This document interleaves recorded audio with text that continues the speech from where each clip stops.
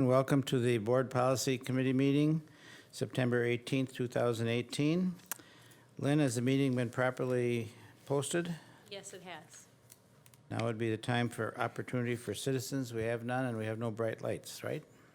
Okay, we go right into some of our action and discussion items.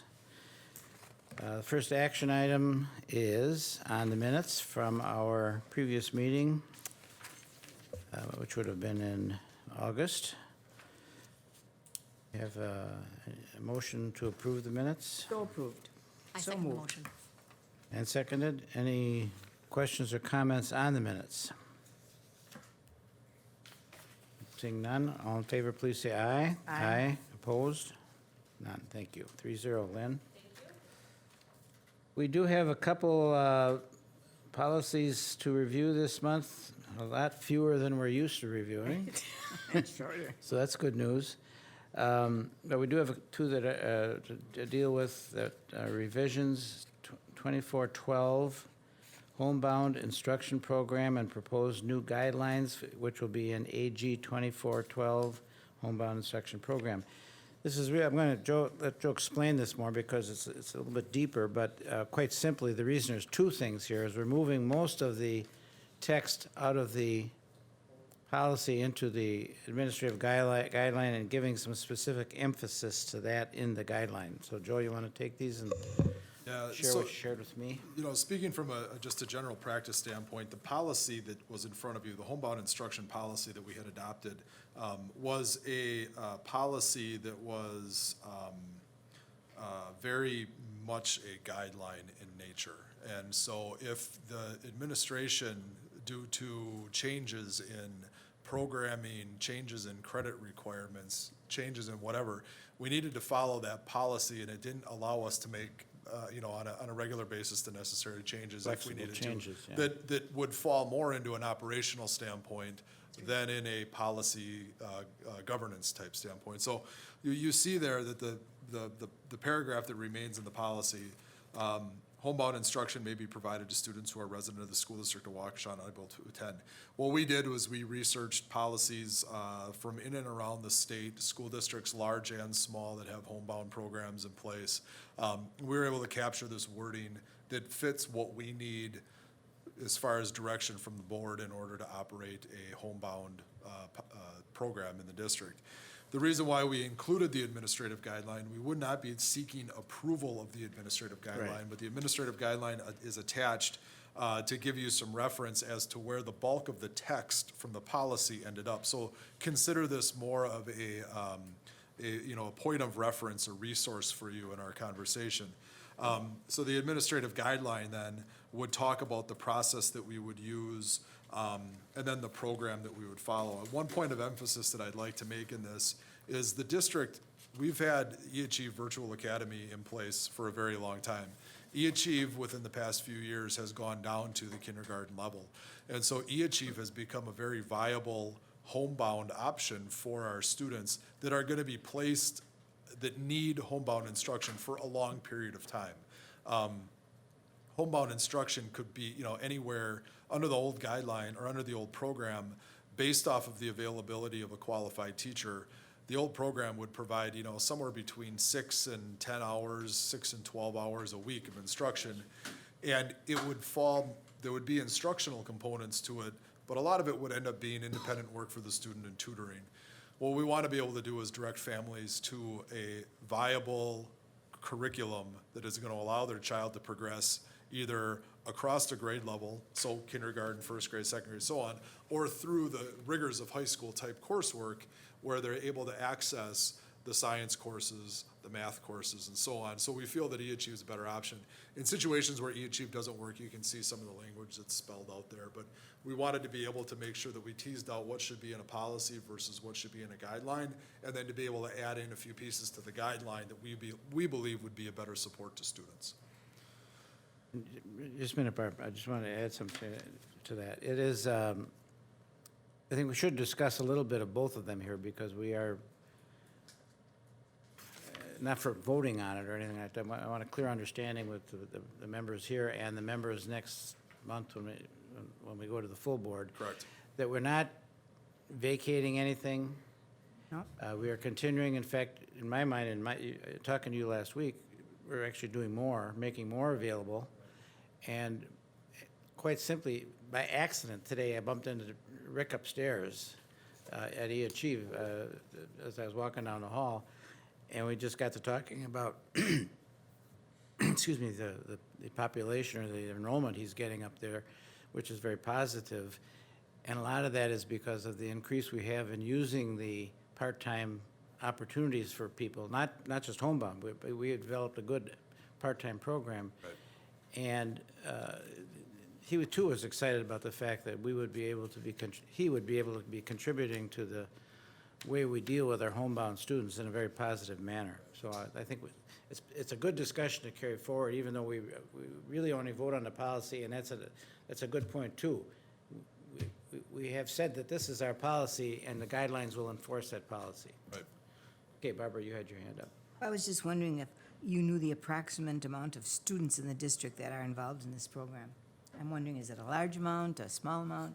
eAchieve or in Yeah, Homebound? eAchieve. eAchieve. Well, I our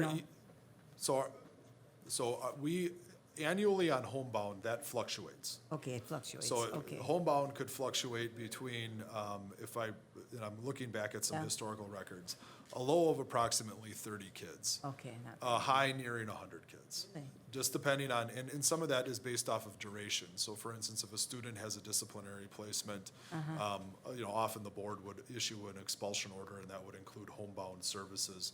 In situations like that, if you had a high year of discipline, you may have a high year of Homebound. It also depends on students who have illnesses. Some years, fortunately, it's very low, where you don't need to use Homebound a lot to serve kids who are sick. Some years, that number can get very high. So that's why it's very difficult to okay. pinpoint. Can We- parents decide if they want to homebound their kids if they don't necessarily have any physical or mental health issues? A parent, if they wanted their child to receive their instruction in the home, would either have to use a virtual school like eAchieve, I thought. or they would have to apply for home-based private education, which is different than homebound instruction. And where do they get that then? The DPI, they have to handle their own curriculum. Those would be the families who would choose to homeschool their child. And DPI then provides a curriculum and the instructor? No, the parents are the instructor, and the parents have to seek out the curriculum. Really? Interesting, thank you. Diane? I think the nice thing about having eAchieve available, it's a lot more than the 6 hours that, we were specifically spelling out in the guidelines is available as education support. And another wonderful piece is the availability of qualified teachers. It's tough to get a homebound teacher that's qualified to work with all the students, where those certified instructors are on staff with eAchieve. Yeah, and the eAchieve option, which we have spelled out as as the preferred option for any student who's going to be home for a long period of time, is the transition from a placement at their home school to eAchieve coursework. It's very much just a matter of switching enrollments and getting the kid orientated to the eAchieve program. Whereas, like you had mentioned, with Homebound, you may struggle to find a chemistry teacher. You may struggle to find somebody who can do the reading instruction that you need. Right. The eAchieve already has that built in. Right, right. I have had the privilege of being part of the eAchieve staff for years and years, and it truly, it was easy for kids that were, out because of like a medical situation, like a Sure. cancer, to Sure. just join my class and be able to, Sure. complete the classes that they had been with me face-to-face at North, and then they just rolled right into the eAchieve ones. And it worked out like seamlessly. And you mentioned a student with cancer. I mean, in many instances, you need to protect the actual environment, making sure that it's as illness-free, virus-free. Right. And eAchieve, with the computer interface, you don't have that issue with the when you send a homebound instructor in, you may send somebody in who's got a cold, got the flu, and doesn't even know that they have it, and you Right. can Right. open the home up. Is it true then that, thank you, is it true then that there are some courses that you can't offer at home? I'm thinking of some science labs, et cetera. I They don't can know be how you offered. could do that. eAchieve I offers. disagree, they can be offered. They can be Oh, offered. sure. Through eAchieve, Wonderful. Oh, yeah. Through eAchieve, they can easily be Well, that offered. is wonderful to hear that. But Much more readily than, they used to have to really go out of their way to try to find a certified physics teacher to be able to work with a student that was on Sure, Homebound. sure. Where now they just roll into the curriculum with eAchieve, and they have a certified physics teacher. And It's so they it's not take like years before eAchieve, it was a challenge. And so they take equipment with them. Well, it's If they- the computer-based programming that allows them to have access to Okay. simulated labs and. Simulated lab. Okay, Yeah. great. It's a great. simulated lab. But you should just see the ability to dissect, frogs, et cetera. When you think like you can't have labs, it's like, it's amazing. It's wonderful. It's better than having to smell the stuff and do it real life. So it's not, it's not as limiting as Oh, I not think at it all. was at one time. Not at all, not at all. Wonderful. Oh, not at all. Steve Wonderful. Schloman showed us some of that in our technology committee, the ability to take apart a frog Online, on a Exactly. computer. on a Yeah. computer. Isn't that something? Amazing. So this is good, and it's a good discussion because this is an important element. And I think, in my mind, we're making some positive improvements here, so. Anything further, if not, we would be having a vote on the policy 2412, not on the AG, but on the policy 2412. So if I could have a motion for approval? Yes, I move to approve policy number 2412 as presented. Thank you. Second it. Seconded by Diane. Any further questions? And this will be, the intent here is to take it up to first reading on for 10th, October meetings. So all in favor, please say aye. Aye. Opposed? 3-0, Lynn. Thank you. Okay, excellent. And we also have a revision to policy 9211. This is district support organizations. This would include things like PTAs and PTOs and those types of things. And Joe, you want to? Yeah, this policy has been in front of you for a couple of months now. At our last committee meeting, we had the discussion about the third paragraph. It says, "Each group shall remain in good standing and abide by the policies of the board." That was some of the language that we got hung up on. So based off of our conversation last month, just felt that it would be appropriate to bring this back as amended and then get your perspective on it. And if there's any other changes, we would make them and then come back in the upcoming months. And those are the underlined sentences, correct? Correct, those are the additions. In and then green, anything yeah. in red that's struck through is what we're proposing to eliminate. Green. Oh, mine are green. Give you some room in your Yeah. eyes. Any further questions on this? Now, this, I don't remember where we left off. Did we actually do a reading at the board? We did not bring this to full board, it stayed in committee. It stayed in committee, okay. And I remember we talked about the in good standing as being part of the terminologies.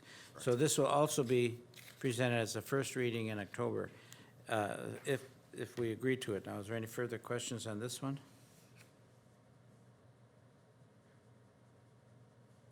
No? Okay, somebody please make a motion for 9211. I move that we accept the revisions to policy 9211, district-supported organizations as presented. Second. Thank you. Seconded. Further questions?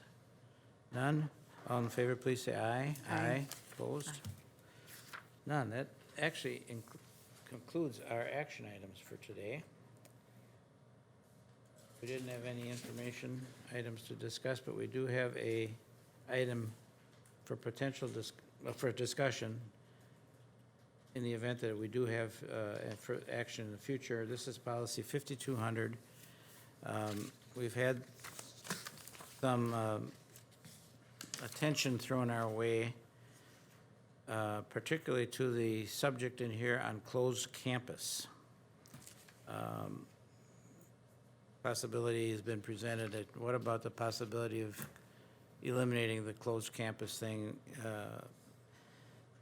At this point, we don't have a policy change. We don't even have any further reason, but because this has been presented to us in another manner, just through an email, I I've asked Joe, and Joe Como also asked me if we would at least bring it up to see whether or not we want to pursue this or not. It's kind of like what we're talking about with the committee, or not the committee, the citizenry coming to us with a suggestion or a resolution. This is kind of it's similar to that. So I asked Joe Cook if we could put this on the agenda just to see whether it is even feasible. No, that's the wrong word. What would happen to feasibility if we closed all the campuses? So looking at the, I guess if I could direct you in the policy to the section that says closed campus, and then if you go to it would be the third paragraph under there that begins with unless approved by the principal. So our juniors and seniors are allowed to leave campus for lunch if they have approval from their parents and from the principal. So they have to have written permission from their mom and dad or guardian and the principal in order to be able to leave. In allowing a practice like this, we are able to accommodate cafeterias that are too small for our high school facilities. And you look at the lunch periods at the high school level, our cafeterias fit about 300 kids, and they would be at capacity. Each of our high schools is nearly 1,200 students. North and West are 1,200. South High School pushes 1,400 kids. But you within have 300. staggered lunches, you don't have lunch at the same period. Well, I'll get to that. Okay, We have 2 lunches at the high school level. 2 lunches at the high school level, and many juniors and seniors are dismissed from school. If you were to close the campus and you were to require 12 to nearly 1,400 students to be on campus during lunch, you probably would be in the ballpark of 4 lunches at the high school level. Having worked at the high school level where the lunches, what I felt, started very early for a high school kid. Now this goes back 9-10 years. The first lunch began around 10:30 in the morning. The second lunch began, somewhere at about 11:15, 11:20. By the time you got kids cycled in and out and restocked the shelves for lunch, you were really making kids eat lunch at the time that a teenager's body was really ready for breakfast. And then you look at the extracurricular and co-curricular involvement of many of our students, where they get done with school, in the 2:30 to 3 o'clock range, and then they start getting ready for practices. Their bodies are very hungry at that point during the day. So by having open campuses, running just a couple of lunch periods, we're able to put ourselves in a position where we're able to meet the needs of the kids while the campus. You look at it, we've studied facilities, and we've board approved a referendum question. If you were to look at cafeteria expansion at all of our schools, you picture where like North High School is. We just redid North High School cafeteria. North High School's cafeteria is smack dab in the middle of the building. I don't know how you expand North cafeteria. South cafeteria, if you were to look at expansion, you'd be going into the parking lot with that expansion. If you look at West's cafeteria is up on that second level, so how do you go about expanding that? So you run into some of these options, and so the question of could you practically close campus within using practical, it'd be very difficult to close campus for all kids. Give kids a lunch that would fit within the scope of the school day that would allow them to actually benefit from the lunch period. That's where you start running into some challenges. how long is the lunch period, 40 minutes? I'd have to look into that. They are not 40 minutes in length, though, I don't believe. They're not as long as the class period? I believe they're in the 30-minute range. And then there's a little bit, I think that you take 2 class periods, which would come out to about 85 minutes, and then you kind of break down the amount of time kids would get to eat, then the amount Right. of time for, cleanup and setup, and then another Yeah. eat. So Okay. there's not a very long period there for lunch. It's too bad. It does not sound like it's something that we're going to want to bring forward. The other thing is, we really I don't think we've had any big issues over open campus. I think it's been pretty well respected. I'm sure we have had a couple automobile accidents and stuff like that. Having worked in 7 school districts, each of those districts was at the high school level. I would say that we have no more problems or no fewer problems than any of my prior districts had in and around the lunch hour, and each of those districts had an open campus lunch for students. Dan? I think the original reason for the issue coming up was a concern about how to handle like, say, a lockdown during lunch hour. Okay. You know, and safety and security may want to look at that procedurally, you know, and have some guidelines about, you know, if you lock the doors, what happens to kids who are trying to get back in?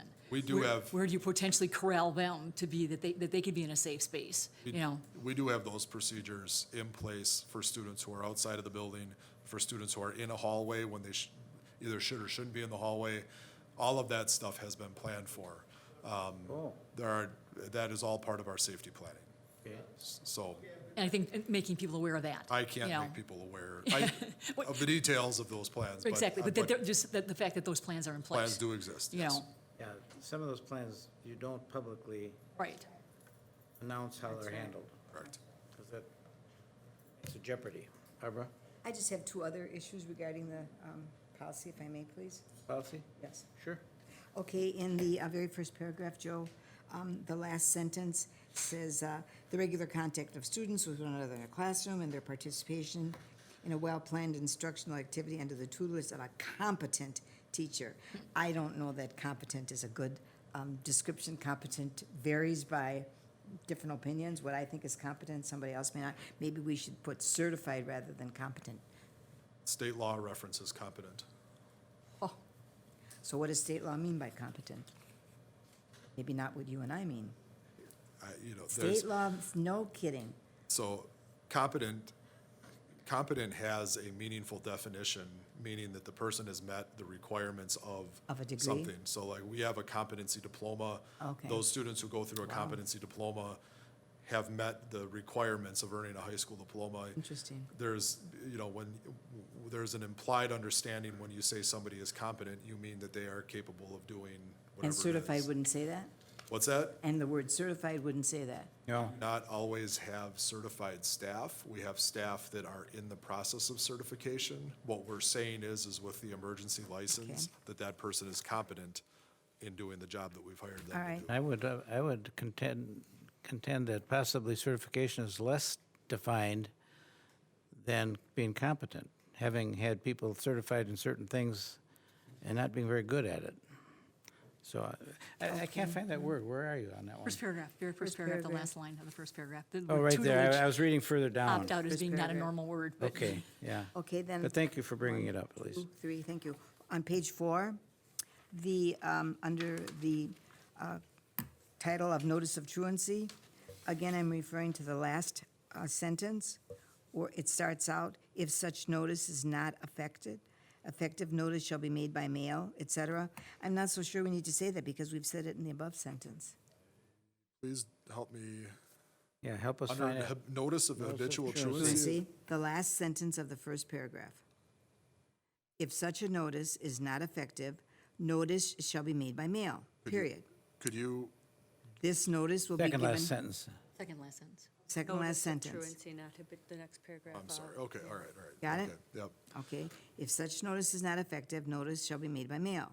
Then it says, "This notice must be given every time a student is truant until the student is a habitual truant." I'm thinking that if you say, "If such notice is not effective, notice will be made by mail," when we say it above, I don't know, maybe I'm wrong. Is that not repeated? Let me read the paragraph, please.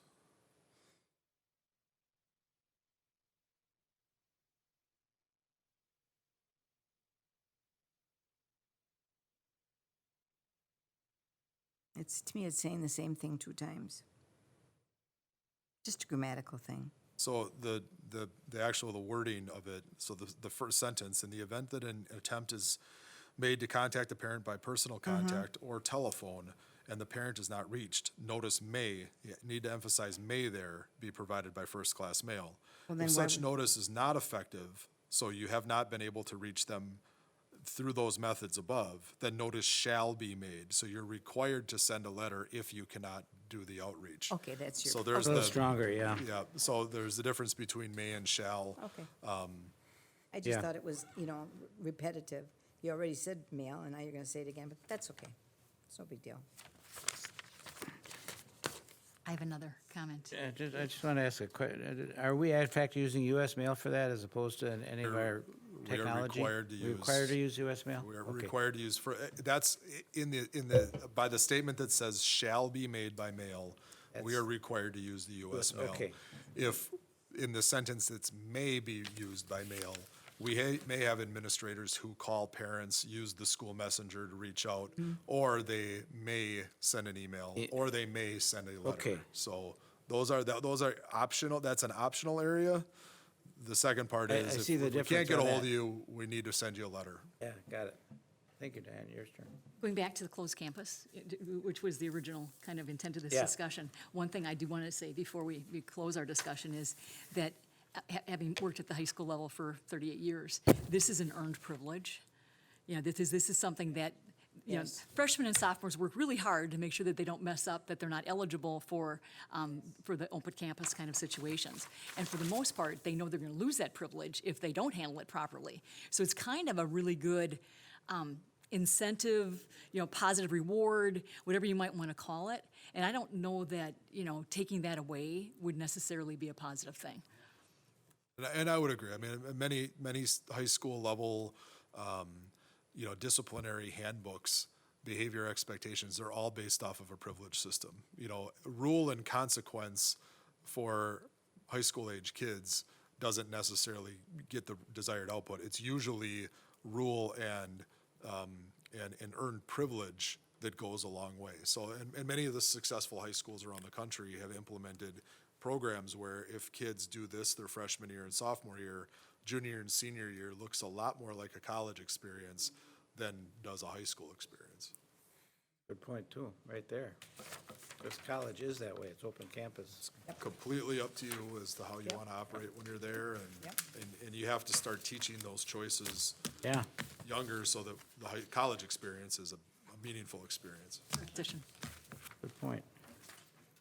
Okay, we will, actually, it doesn't require any further action from our discussion. That's fine.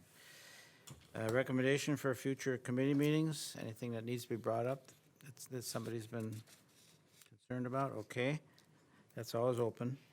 And other is needed, I don't think we have any other is needed. Our next committee meeting is October 16th, same time, same place. Thank you, we are adjourned.